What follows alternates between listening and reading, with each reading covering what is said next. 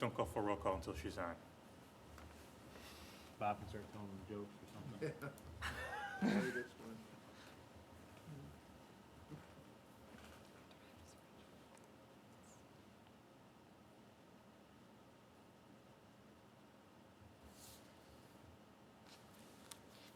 Okay, you're Sorry. good.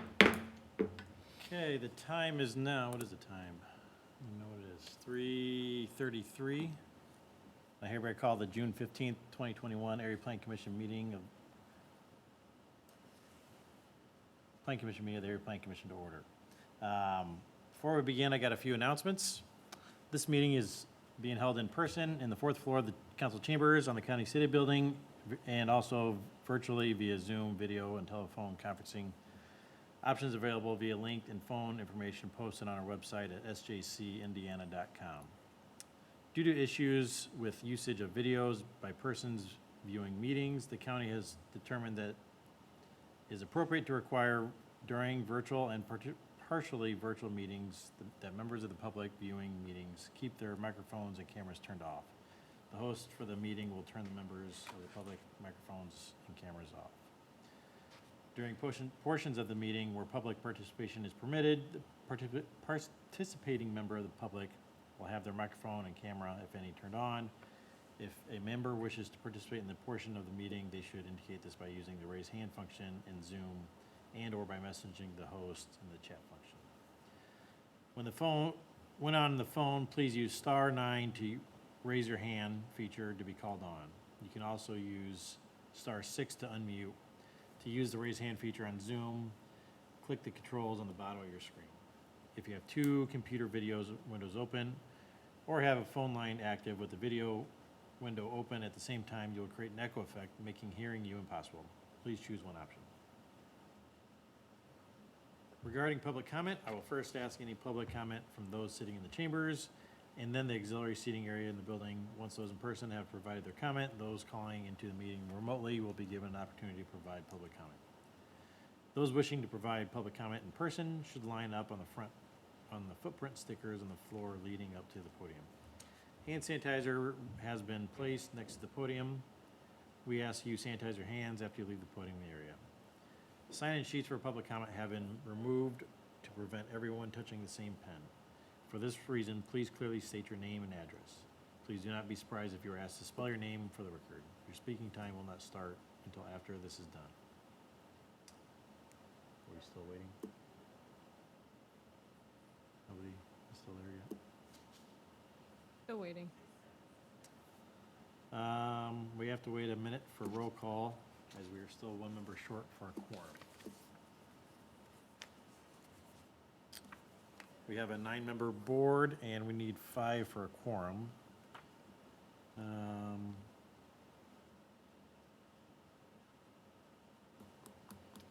We will, just wait.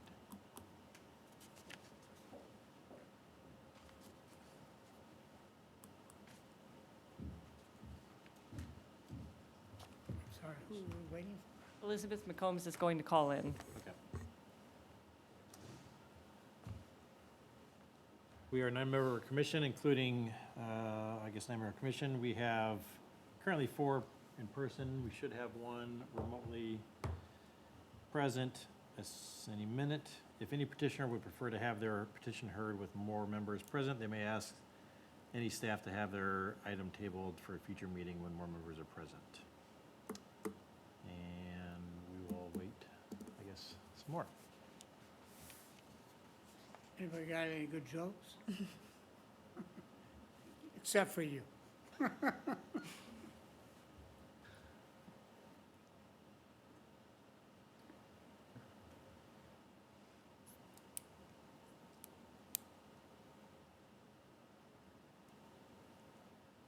How's she calling? Is she gonna on remotely or? Do we have to vote to petition, or to table the petition 1? No, a vote is not required. I received a request from the petitioner to table the number 1 south side of Old Cleveland 0.3 miles west of Olive Road. So because the request has been tabled, it will automatically be placed on the agenda for the July 20th hearing, 3:30 in this room. I don't know if we I'm on, Abby. There we go. All right. can go. Now the announcements are over. May we please have roll call? Mr. Devon, Present. Mr. Hawley, Here. Mr. Lambright, Ms. McCombs, Present. Mr. McNamara, Yeah. Mr. Moffett, Ms. Rawls, Dr. Thacker, Present. Mr. Yule. Again, thank you, Samantha. We are a 9-member commission. We have 5 commission members present today. If any petitioner would prefer to have their petition heard with more members, they may ask staff to have their item tabled for a future meeting when more members might be present. And we just did table, or do we need to re-go over that? Tabling. I can just note it again for the record. Number 1, unaddressed property of 52 acres more or less on the south side of Old Cleveland Road, 0.3 miles west of Olive Road, has been tabled at the request of the petitioner. It will be heard at the July Area Plan Commission meeting. Very good. We have reading for petition number 2 then. So do we need to move to table it? Yeah. Oh, we do A need to vote. motion is needed? I'm, To I take, move we table it till the next meeting in Second. July. I'll second. We have a Alright. motion and a second to table petition number 1 to the July meeting. All those in favor, state by saying aye. Aye. Aye. All those opposed, same sign. Motion pass. We have reading for petition number 2, please. APC number 2961-21, a proposed ordinance of St. Joseph County Redevelopment Commission to rezone from A Agricultural District to I Industrial District. Property totaling 23.9 acres, more or less, located at the northeastern corner of Willow Road and State Road 2, Olive Township, St. Joseph County, including 56458 Willow Road, 31917 State Road 2, and 56340 Willow Road.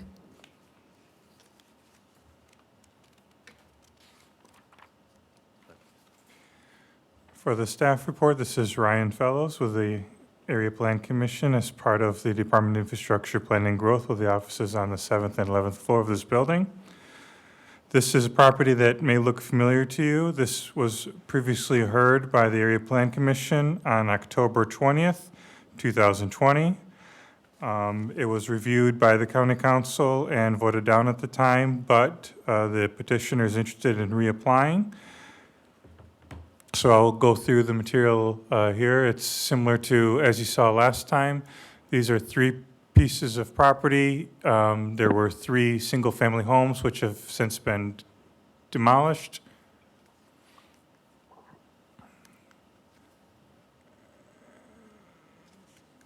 I don't, is it Not working? done?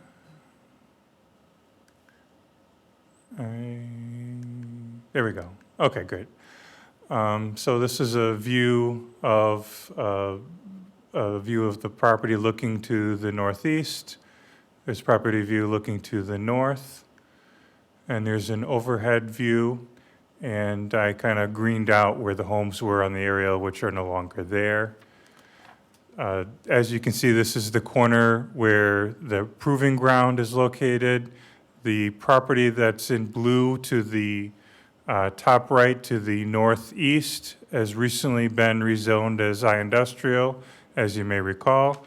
And the property to the south of this property was already zoned industrial a while ago, quite a while ago historically. The site plan does not contemplate a specific use at this time. In reviewing the comprehensive plan, the current conditions and character, the most desirable use, the conservation of property values, and responsible development and growth, staff back then and again now in reviewing it comes to you with a favorable recommendation. I'd be happy to go into any further details, but that's the basis of the report. Ryan, could you remind, I don't think you mentioned it, could you remind us what the vote was at the Plan Commission? It was a 5-2 split vote. Okay. And the council turned it down, correct?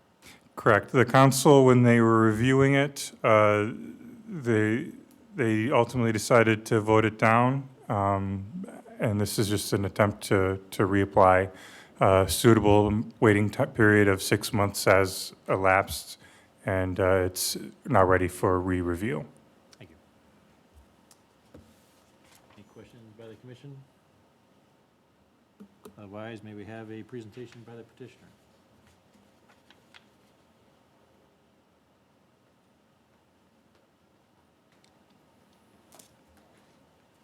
Good afternoon. My name is Aaron Blank with Lawson Fisher Associates, offices at 525 West Washington Avenue in South Bend, representing the petitioners, St. Joseph County Redevelopment Commission.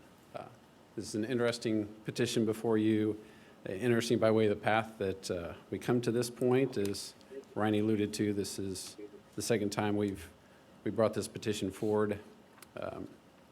The county originally approached the property owners of these properties for acquisition when the county was considering relocation of Nesbejani Ditch as a stormwater storage areas could possibly be sited on these properties for potential development at the time.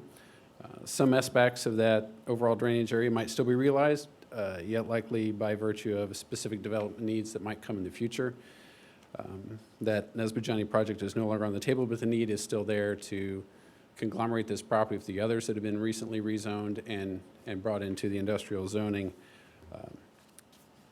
As an indication of what we've heard from prospects coming to the area looking for a certain amount of area acreage or a greater area and added flexibility. The added flexibility comes in terms of what the county can do here. Could still be used for some stormwater storage. It could be used in terms of buffering for properties on the west side of Willow, and then, of course, as additional area for development as the need might arise for a potential developer coming in. The county, as I said, has been approached by prospective developers that indicate the need for these properties to be rezoned industrial and allowing for that added flexibility in this area. I should note that it's my impression that the county council in the prior vote, we didn't have a prospective person for the development in this area, and the comment that we received was we have enough industrial development until we have a user, and that landscape has changed. We now have people coming to the table asking for this property to be developable, as it is county-owned. So in addition to that, it's noted in the staff report that there are guidelines or constraints on the property. The county continuing to work with Olive Township, the town of New Carlisle, and other stakeholders for guidelines allowed for the industrial uses in this area, specifically the Indiana Enterprise Center, that's a portion of this core development area. Those are attached to the petition that you received. It's very similar to what's been done with the Sebasti, Comiskey, Phillips Waters, and Ward family rezones that happened adjacent to this nearby. It's just a demonstration further that the county's in full support of zoning restrictions in this area and keeping things limited in terms of use. Highest and best use is what's brought out in the 2002 comp plan. To sort of that end, you have a petition in front of you that has received favorable recommendation from staff, is in agreement with the comp plan, and affords the county additional flexibility in buffering adjacent properties, managing stormwater, and allowing for additional area to be developed pursuant to those restricted uses. And the St. Joseph County Redevelopment Commission respectfully requests Area Planning Commission give this a favorable recommendation. Thank you. I'd be happy to answer any questions. Thank you, Aaron. Any questions at this time, Commission? If not, let's open it up to the public. Is there anyone here wishing to speak in favor of this petition? Please come forward.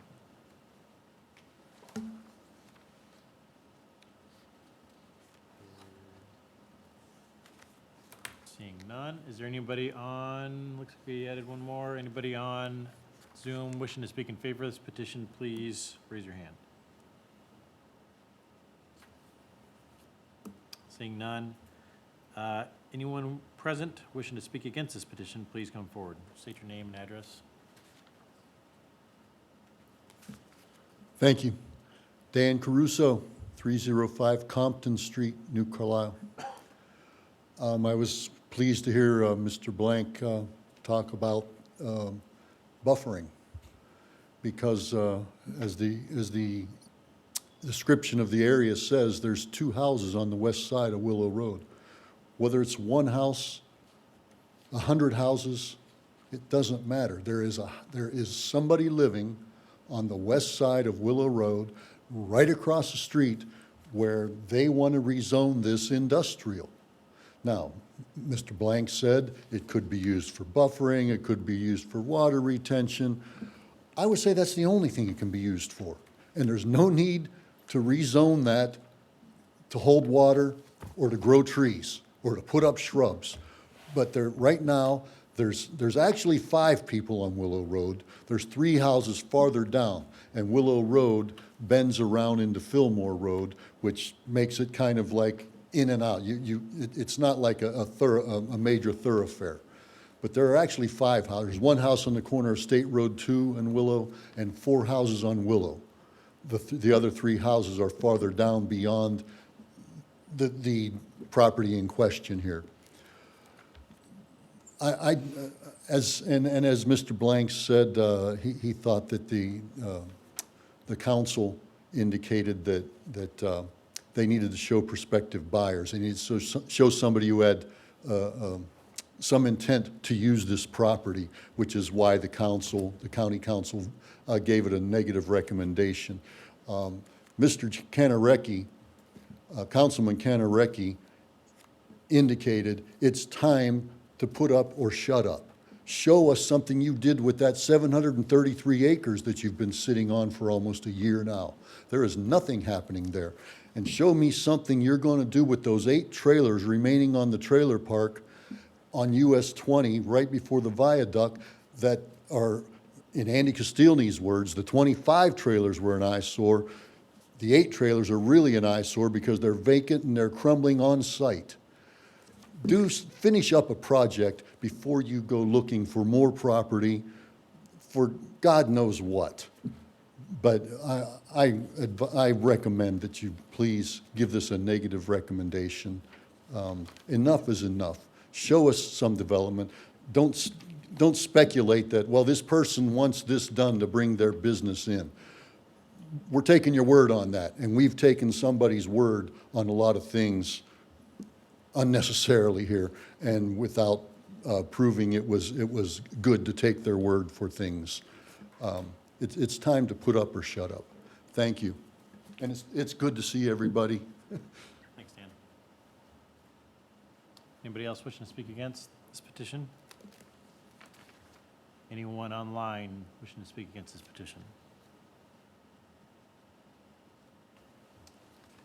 Seeing none. Petitioner has a chance for rebut.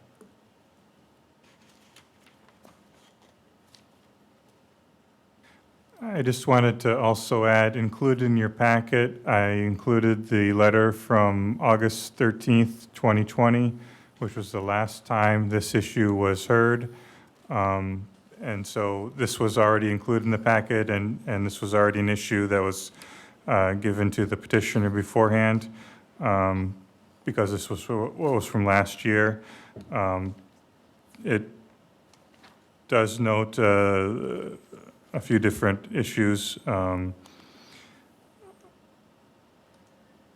There's concern about the Kankakee Aquifer, highlighted in a few different bullet points here, but I just wanted to note that because we received this letter on the same property, I included in the packet for you.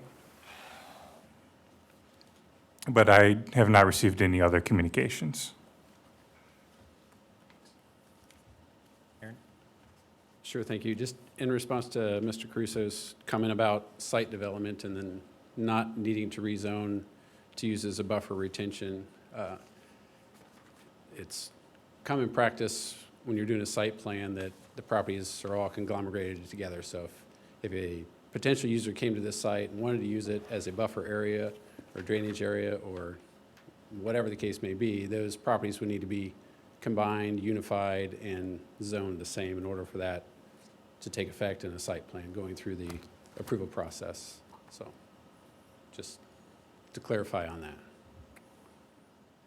That I don't believe split zoning on a site plan would be an approvable action. Yeah, our zoning ordinance is a little more nuanced than that because we had this issue with a case that came up at the Area Board of Zoning Appeals. We have a provision that says no land which is located in a residential district, this is agricultural, shall be used for driveway, walkway, access purpose, land, or for any purpose not permitted in a residential district. So the zoning ordinance does make a distinction for residential versus agricultural. Sure, noted. Yep. Thank you. At all? Thank you. Any last questions?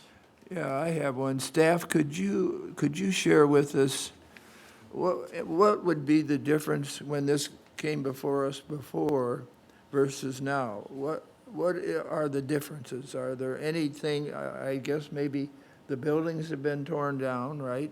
The buildings had been torn down before. The case is substantially similar to the case before. The bylaws and all of the procedures allow for a petitioner to reapply. It has been 6 months since the last application, and the petitioner is within their right to reapply, but the case is substantially the same as before.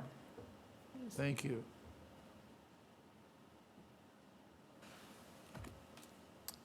May we have a motion? I will add, the one difference I can think of is that there's a written commitment that's been included, which Aaron Blank had spoke about. This wasn't part of the original submission a year ago, almost a year ago, but this clarifies a kind of the intention of the county council to prevent heavy industrial uses in these properties. And so that has been memorialized with this proposed written commitment. So that is something that is different. Thank you. Do we have a motion?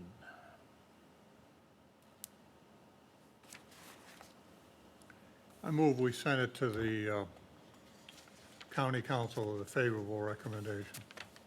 I'll second that. We have a motion and a second to send APC 2960-21 to the county council with a favorable recommendation. All those in favor state by saying aye. Aye. All those opposed, same sign. Motion carries. That is all of our items up for public hearing. Do we have any miscellaneous?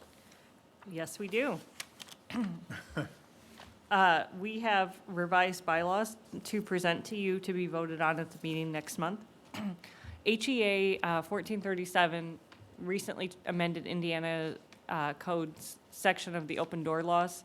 Under Governor Holcomb's declared emergency order, executive order for the declared public emergency, it allowed members of governing bodies to attend meetings electronically via Zoom, like Elizabeth is today, and teleconference.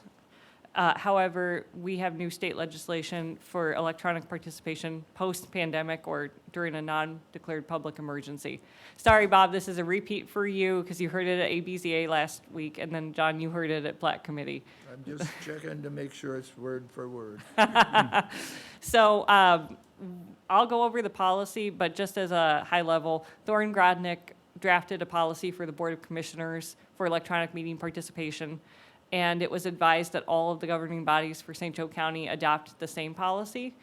So County Council has done such, ABZA adopted it last week, and Platte Committee will adopt it at their next, hopefully at their next meeting, that will bring us into compliance with what the state now requires.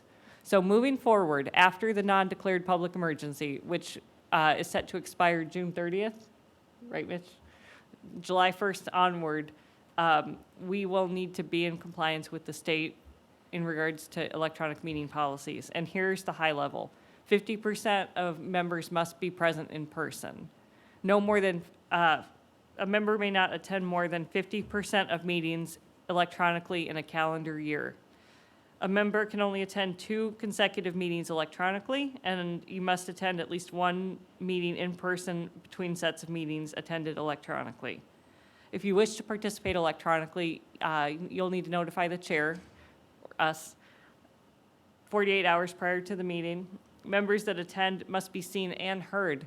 So for today, when we had Elizabeth joining via teleconference, that's permitted under the Governor Holcomb's executive order during a pandemic or the declared public emergency, but following that, you'll have to be seen and heard. And then meeting minutes must state which members attended in person and which attended virtually, and roll call votes will be required. We had the joke at ABCA last week. Brandy Ecker, who's our attorney, is an attorney for a board that has 38 members. And if they have anyone attending electronically, they have to take a roll call vote. Luckily, we only have 9, so it won't be too bad, but that's the rule moving forward. So what we've done is amend the bylaws to add a new section for electronic meeting participation. It's what we did for Plat Committee and ABCA. So asking for your we're presenting it to you at this meeting for you to consider and then vote on at the July meeting. But even if we don't vote on it until the July meeting to be in compliance with the state requirements, we'll have to adhere to it for the July meeting. It's just a rule of the bylaws that we have to present it to you, and then it has to be voted on at the next meeting. But basically, this policy has to take effect July 1st. Am I right, Abby, that we, the way I understand this, that we couldn't have had this meeting today because 50% of us aren't here? Am I misinterpreting? If we were, I thought if you this was said- July, Pardon? if this was July, Yeah. you're saying. If this was already in effect. Didn't you say that Or is it 50% of the us members have to present? be in attendance? That's something that a question that I've received, and Mitch, I think I need to circle back with Brandy on, unless you have an answer to. I was more concerned about winter, being gone for the winter and being gone for more than 3 months during the winter, to be honest with you. Yeah, right. For some folks, but let me read the exact. The actual. Yes, it says, at least 50% of the members of the governing body must be physically present. Well, and we only have 4. Yeah. So That's you're what I'm right. saying, yeah. Which I confirmed with Brandy, although Mitch is our attorney for APC, that it goes into effect after the end of the declared public emergency. Well, but like you said, starting next month, assuming that Governor Holcomb doesn't bump it down the road more. Thank you. So, yeah, it's a little bit more stringent than what we've had. And like I said, But we couldn't have had this meeting today. and, you know, that generally hasn't happened because of Zoom, but now it's gonna change a lot. And, like I said, I was more concerned about what happens during the wintertime, because I know Yeah. certain members of this board, Yeah, don't like the winter here. Yeah. Me included. And then I just want to note, I think that you all get this, this policy was written to adhere to Indiana code. It's not any more restrictive, although that was an option. The way that it's been written is just to meet the requirements of this new state statute. so what are we doing today if we can't vote on it today? Our bylaws state that we have to present the changes at a meeting. Oh, okay, so you're presenting it to us, we've read it and said, okay. Now, the Plat Committee that meets next Thursday, or tomorrow, or 2 days from now, can we vote on it Yeah. there? Yes, because I presented it at your last meeting. Oh, last month, that's right, you're right, okay. Okay. So you've presented it, thank you very much, we'll vote on it. All right. And again, I know that it's gonna be a change from what we've done during COVID, but it's just, the changes are to be compliant with state code. Not any more restrictive than state code. Okay. Very good. All right.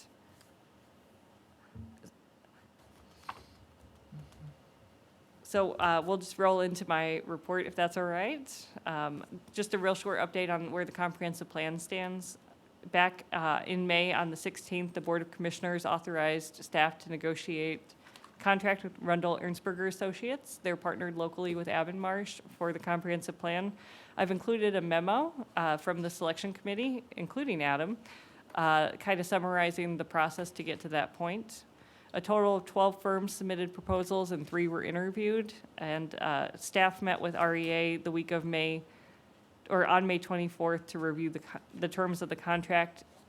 There are some minor revisions in regards to public engagement that we've asked them to make, add a couple of meetings in, and be a little more specific in terms of like the website and what they've, to address some of the selection committee's comments in the interviews. And it's anticipated that we'll get the contract back and on the agenda for the Board of Commissioners to vote on, hopefully June 22nd, or a week from today. And then we've already covered electronic meeting policy.